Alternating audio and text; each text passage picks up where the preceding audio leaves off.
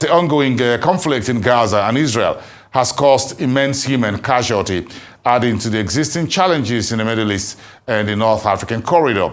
In this video published last week, the IMF explains its latest economic projections for the region amid the conflict, shipping disruptions, and lower oil production.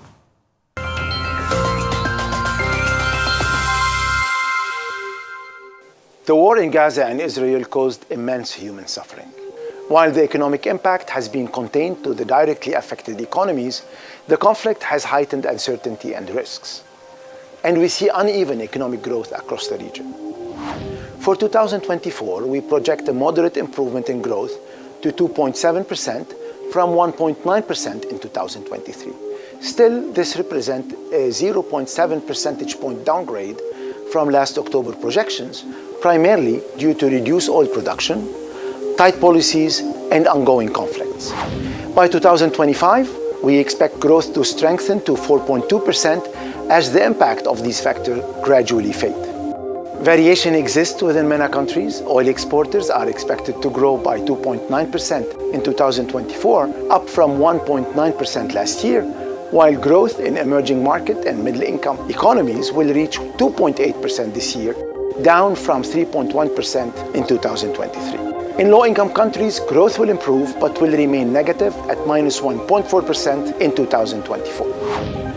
Among GCC economies, non-hydrocarbon activities is set to be the main contributor to growth as countries continue to pursue diversification plans. Meanwhile, MENA emerging economies face rising fiscal pressures, with elevated interest payment eroding their efforts to strengthen fiscal positions.